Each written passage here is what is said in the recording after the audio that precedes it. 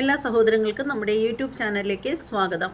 അപ്പോൾ ഇപ്പോൾ നടക്കുന്ന ഒരു വൈറലായിട്ടുള്ള ന്യൂസ് എന്ന് പറഞ്ഞാൽ ബോബി ചെമ്മന്നൂരിൻ്റെ കേസ് തന്നെയാണ് നടക്കുന്നത്. അപ്പോൾ അതിൽ ജനങ്ങളുടെ പ്രതികരണം നമുക്ക് നേരിട്ടൊന്ന് കാണാം കേട്ടോ. ജനങ്ങൾ ആകെ വയലൻ്റ് ആയിട്ടിരിക്കുകയാണ്. കാര്യം എന്താണെന്ന് വെച്ചാൽ ബോബി ചെമ്മന്നൂരിനെ ഈ പറയുന്ന നമ്മുടെ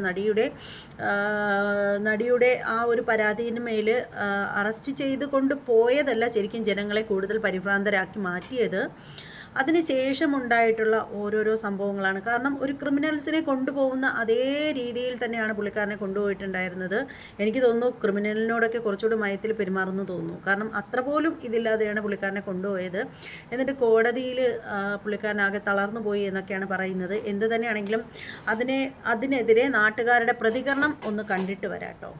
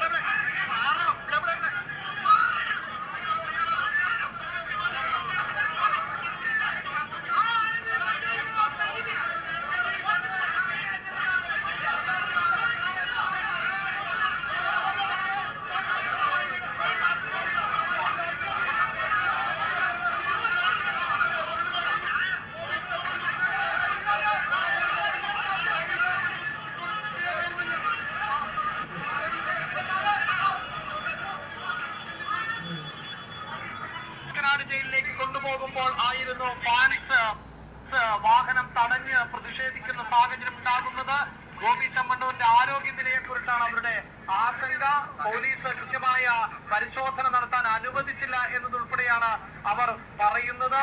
ദൃശ്യങ്ങളിൽ നമുക്ക് കാണാൻ സാധിക്കുന്നത് പോലീസ് വാഹനം തടഞ്ഞു നിർത്താൻ ശ്രമിക്കുന്ന അങ്ങേയറ്റം ലജ്ജാകരമാകുന്ന ദൃശ്യങ്ങൾ ആണ് കണ്ടത്. ഒരു സ്ത്രീയെ അധിക്ഷേപിച്ച് ലൈംഗിക അധിക്ഷേപ കേസിൽ കോടതിക്ക് മുന്നിൽ എത്തിയ പ്രതി, കോടതി 14 ദിവസത്തേക്ക് റിമാൻഡ് ചെയ്ത പ്രതിയെ ജയിലിലേക്ക് കൊണ്ടുപോകുമ്പോൾ തടയുന്ന സാഹചര്യം ആണ് ഉണ്ടായത്. എന്താണ് സംഭവിച്ചത് ഡാനി?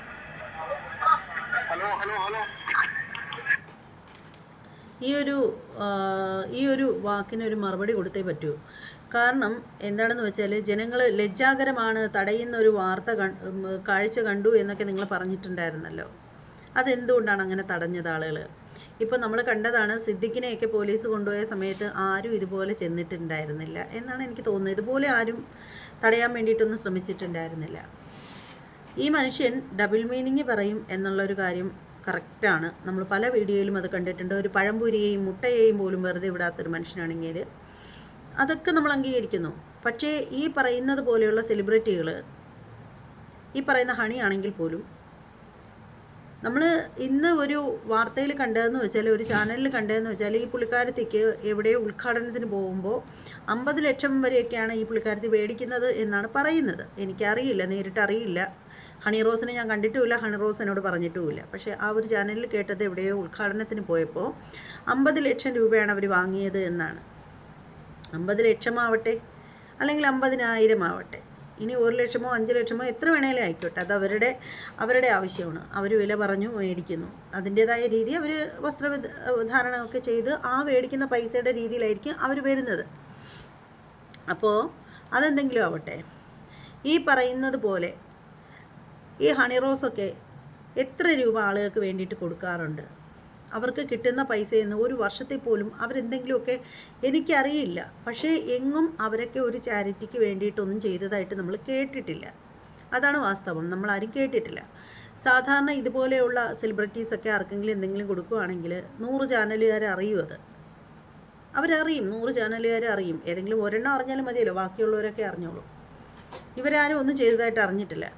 ഈ ബോബി ചെമ്മന്നൂരിനെ ഇങ്ങനെ കൊണ്ടുപോയപ്പോൾ ലജ്ജാകരമെന്ന് ഇദ്ദേഹം പറഞ്ഞതുകൊണ്ടാണ് ഞാൻ ഈ ഒരു വീഡിയോ ആയിട്ട് ഞാനിത് പറയുന്നത്. കാര്യം എന്താണെന്ന് വെച്ചാൽ, ഇങ്ങേര് ഇങ്ങേര് എങ്ങനെയോ പണം നേടട്ടെ, അങ്ങനെ എത്രയോ ജ്വല്ലറികളുണ്ടാവട്ടെ, എന്ത് തന്നെയോ ചെയ്യട്ടെ, പക്ഷേ ആ കിട്ടുന്നതിൽ ചെറിയൊരു പോയിൻ്റെങ്കിലും ജനങ്ങൾക്ക് കൊടുക്കുന്നുണ്ട്, ചാരിറ്റി നടത്തുന്നുണ്ട്.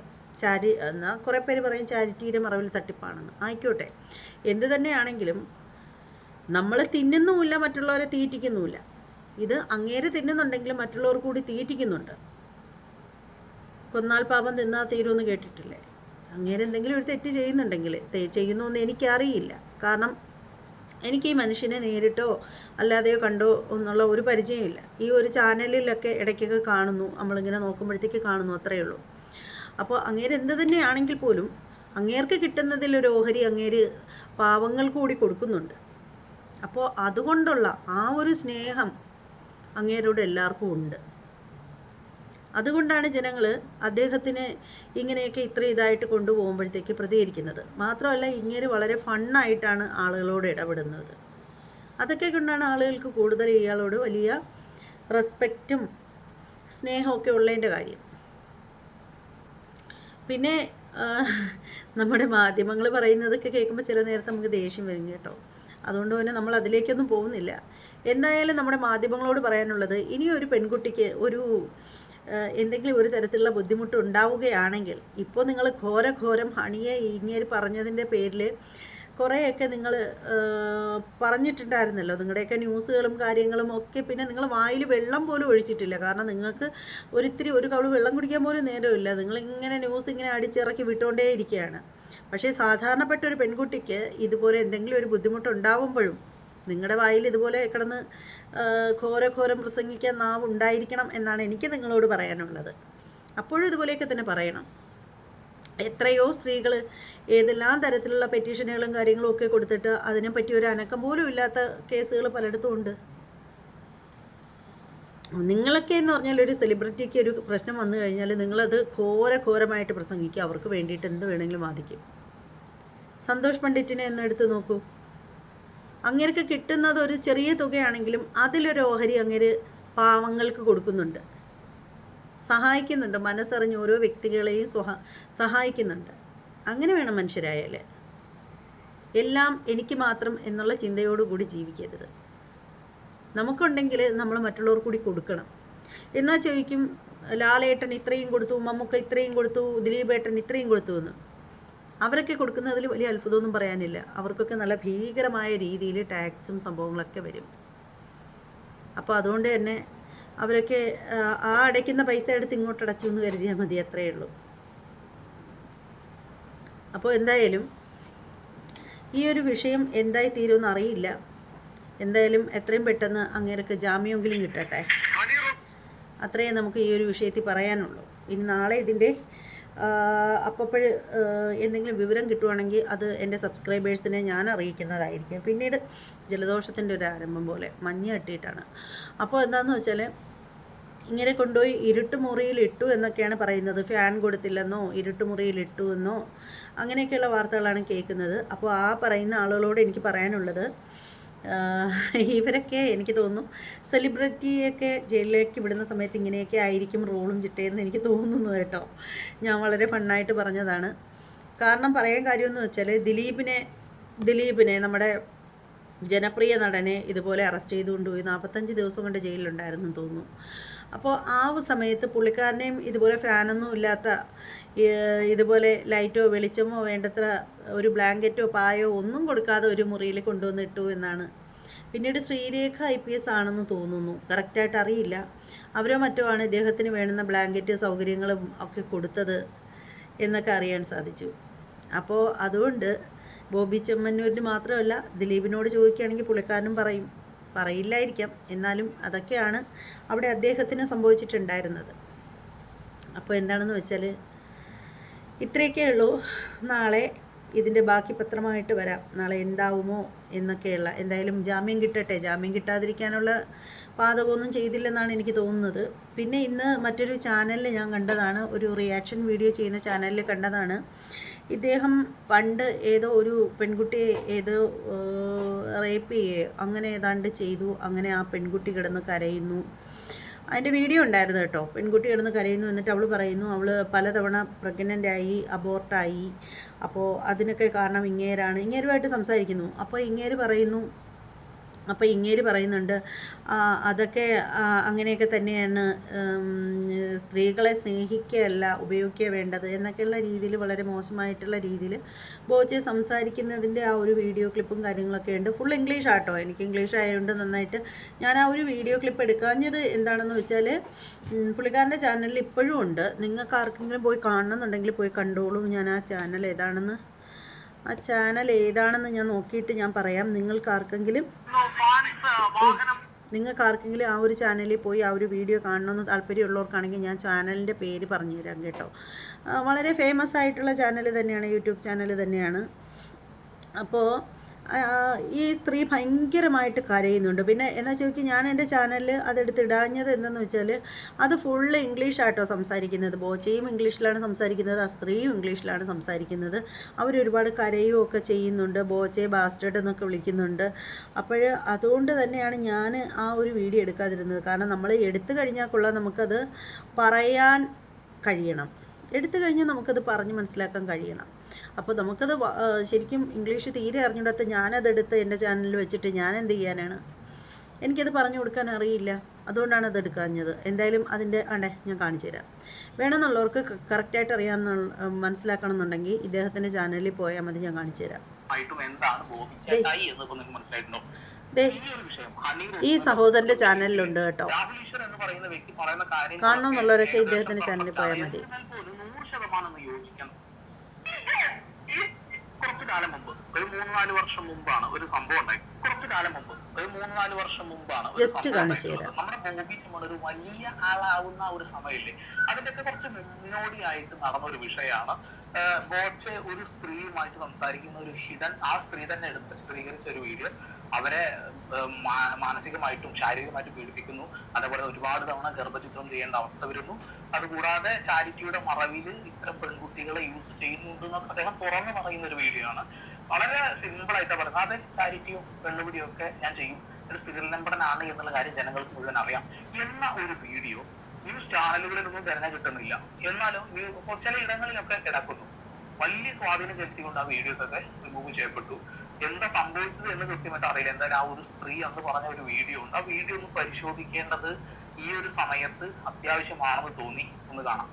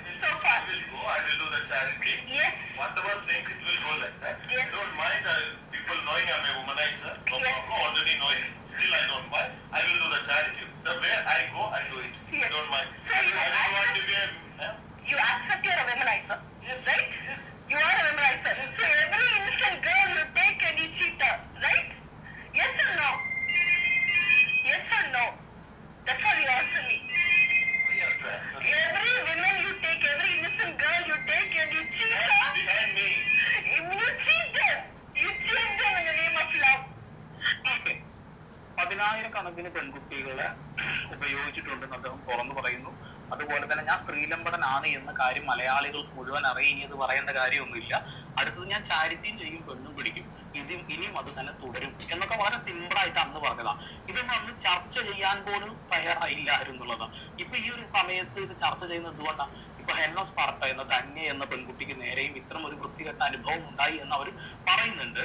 അതുകൂടാതെ തന്നെ ഇനിയും ഒരുപാട് ആളുകൾ രംഗത്ത് വരാനുണ്ട് എന്ന് അവർ തന്നെ പറയുന്നു.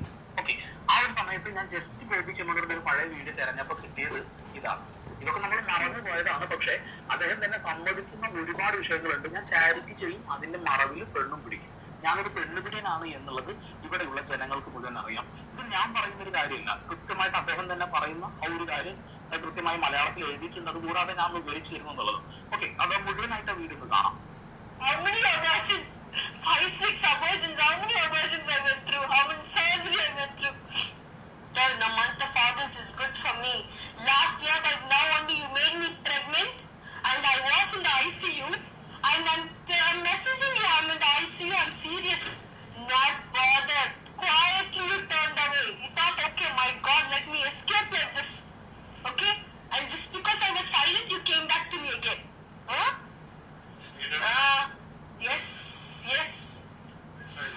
Formulation is correct. Never love anybody. Don't fucking love. Don't use that word love.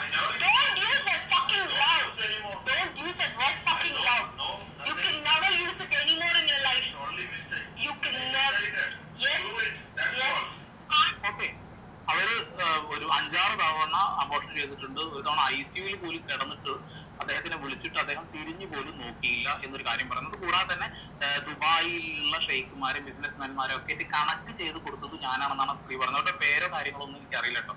ഒരു പഴയ വീഡിയോ ആണ് തിരഞ്ഞെടുപ്പ് കിട്ടി, അപ്പൊ ഞാൻ നിങ്ങളുടെ മുന്നിൽ കൊണ്ടുവന്നു എന്നേ ഉള്ളൂ. അയാൾ എന്താണെന്ന് അയാൾ തന്നെ സമ്മതിക്കുന്ന ഒരു കാര്യമാണ്.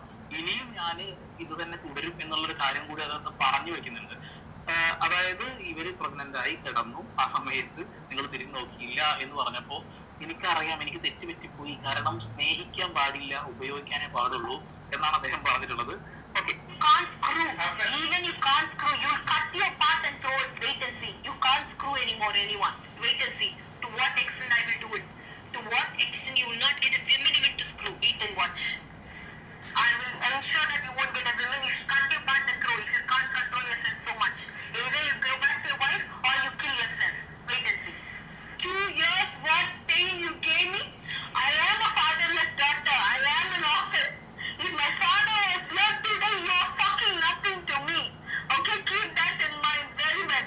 Your father will die, and that time people will call you a bastard, and you will be an orphan, and you will suicide yourself. Wait and see. അനാഥ ആയതുകൊണ്ട് തന്നെയല്ലേ എന്നെ ഈ ഒരു രീതിയിൽ ഇത് ചെയ്തത്. ഈ ഒരു കാര്യം ചോദിക്കാൻ ആരും വരില്ല എന്നുള്ള ധൈര്യത്തോട് കൂടിയിട്ടല്ലേ നീ ഇത് ചെയ്തത്. നിന്റെ ഭാര്യയുടെ അടുത്തേക്ക് നിനക്ക് പോയിക്കൂടെ? അല്ലാത്ത പക്ഷം ആ അവയവം അങ്ങ് കട്ട് ചെയ്ത് കളഞ്ഞൂടെ? എനിക്കറിയാം എന്ത് ചെയ്യണം എന്നൊക്കെ പറഞ്ഞ സ്ത്രീ ഇപ്പോ എവിടെയാണോ, ആരാണ്, ജീവിച്ചിരിപ്പുണ്ടോ അല്ലെങ്കിൽ വേറെ വല്ല രാജ്യത്തുമുണ്ടോ? ചോദ്യചിഹ്നമാണ്. ആ ഒരു ന്യൂസ് കുറച്ച് അതിന് ദിവസമൊന്നും പോലും നിന്നിട്ടില്ല എന്നത്. അന്ന് കത്തിപ്പോയി. ഇപ്പൊ അവരെവിടെ, എന്ത് സംഭവിച്ചു? ഇതൊക്കെ ശരിക്കും ചോദ്യചിഹ്നമായി കിടക്കുന്ന ഒരു കാര്യമാണ് അല്ലെ. അപ്പൊ ബോബി ചെമ്മണ്ണൂർ എന്താണെന്ന് ബോബി ചെമ്മണ്ണൂർ എന്നെ ഇന്റർവ്യൂകളിലൂടെയും പറഞ്ഞു തന്നിട്ടുണ്ട്. ഇതാ ഇപ്പൊ ഈ ഒരു സ്ത്രീയുടെ അനുഭവം കൂടി കേൾക്കുമ്പോൾ കൃത്യമായിട്ടും പൂർണ്ണമായിട്ടും എന്താണ് ബോബി ചേട്ടായി എന്നിപ്പോ നിങ്ങൾക്ക് മനസ്സിലായിട്ടുണ്ടോ? ഈ ഒരു വിഷയം ഹണി റോസുമായി ബന്ധപ്പെട്ടുള്ള വിഷയത്തിൽ രാഹുൽ ഈശ്വർ എന്ന് പറയുന്ന വ്യക്തി പറയുന്ന കാര്യങ്ങളൊക്കെ ഏകദേശം പെർഫെക്റ്റ് ആണ്. എന്നിരുന്നാൽ പോലും 100% യോജിക്കാൻ നമ്മളെ കൊണ്ട് കഴിയില്ല. മോഹൻലാലും മമ്മൂട്ടിയും ഒക്കെ ഹണി റോസിനെ സിനിമകളിലൂടെ നാണം കെടുത്തുന്നത് അല്ലെങ്കിൽ ബോഡി ഷേമിങ് നടത്തുന്നതിനെ അവർക്കൊന്നും പറയാനില്ല എന്നാ പറയുന്നത്. രണ്ട്, ലാലേട്ടൻ, നമുക്ക് എല്ലാം ഇഷ്ടമുള്ള ആദരണീയനായ ലാലേട്ടൻ ഇതേ സെക്ഷലി കളേർഡ് റിമാർക്ക് മോൺസ്റ്റർ എന്ന സിനിമയിൽ ഇതേ സാഹചര്യത്തിൽ ഹണി റോസിനോട് പറയുന്നത് വളരെ ചിരിച്ചുകൊണ്ട് ഹണി റോസ് കേട്ടുകൊണ്ട് നിൽക്കുകയല്ലേ. അപ്പൊ എന്താ പറ്റുക എന്ന് പറഞ്ഞാൽ ഈ ഇരട്ടത്താപ്പ് പലപ്പോഴും സമൂഹത്തിലെ ആൾക്കാർ ചോദ്യം ചെയ്യും. ഫെമിനിസ്റ്റുകൾക്ക് നമ്മുടെ സമൂഹത്തിൽ അപ്പർ ഹാൻഡ് ഉണ്ടെന്ന് പറഞ്ഞ് പുരുഷനെ വേട്ടയാടാവുന്ന മനോഭാവം പാടില്ല.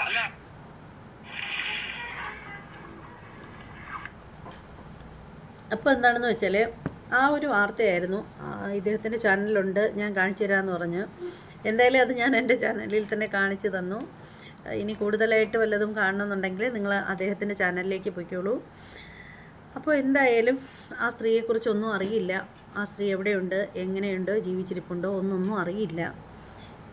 അപ്പോൾ ഇതുപോലെയൊക്കെ നമ്മൾ എല്ലാ കാര്യവും എല്ലാ കാലത്തും ഒളിച്ചു മറച്ചു ഒന്നും വെക്കാൻ പറ്റില്ല. ചിലതൊക്കെ ആ ഒരു സമയമാകുമ്പോൾ മറന്നീക്കി പുറത്ത് വരുമെന്ന് പറയുന്നത് ഇതൊക്കെ ആയിരിക്കും അല്ലേ.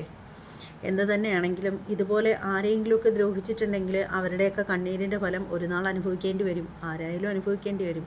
അതെത്ര വേദനിക്കുന്ന കോടീശ്വരനായാലും അനുഭവിക്കേണ്ടി വരും.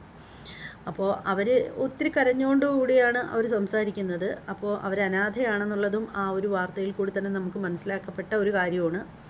അപ്പോൾ അവരുടെയൊക്കെ ആ ഒരു കണ്ണുനീരിൻ്റെയൊക്കെ ഫലമായിരിക്കാം ഇന്ന് ഇദ്ദേഹത്തിന് ഇങ്ങനെ ഒരു വിധി ഒട്ടും പ്രതീക്ഷിക്കാതെ തന്നെ നേരിട്ടതല്ലേ. അപ്പോൾ എന്തായാലും കൂടുതലായിട്ടൊന്നും പറയാനില്ല. പക്ഷേ ഈ ഒരു കേസ് നിലവിലിപ്പോൾ ഇദ്ദേഹത്തിന് ഈ ഒരു കണ്ടീഷനിൽ എത്തിച്ച കേസ് വളരെ സിമ്പിളായി പോയിന്നേ ഞാൻ പറയുള്ളൂ. പക്ഷേ ഇത് വേറെ വല്ല കാര്യത്തിനുമാണ് ഇത്രയേറെ ഇയാളെ അറസ്റ്റ് ചെയ്ത് ഇങ്ങനെ കൊണ്ടുപോയി ഇത്രയ്ക്കൊക്കെ ഇതായി എങ്കിൽ നമുക്കത് കേൾക്കാൻ കൊള്ളായിരുന്നു. ഇത് വെറും ഡബിൾ മീനിങ്ങിൻ്റെ പേരിൽ ഇത്രയൊക്കെ ഇത് വേണ്ടിയിരുന്നില്ല, ഇത്രയ്ക്കൊന്നും വേണ്ടിയിരുന്നില്ലെന്നാണ് എനിക്ക് പറയാനുള്ളത്. ഇനി നാളെ എന്തെങ്കിലുമൊക്കെ വ്യത്യസ്തമായിട്ടുള്ള വാർത്തകളെക്കുറിച്ചിട്ടൊക്കെ കേൾക്കുകയാണെങ്കിൽ നിങ്ങളിലേക്ക് എത്തിക്കാം. അതുവരെ എൻ്റെ എല്ലാ സഹോദരങ്ങൾക്കും ബൈ, ഗുഡ് നൈറ്റ്.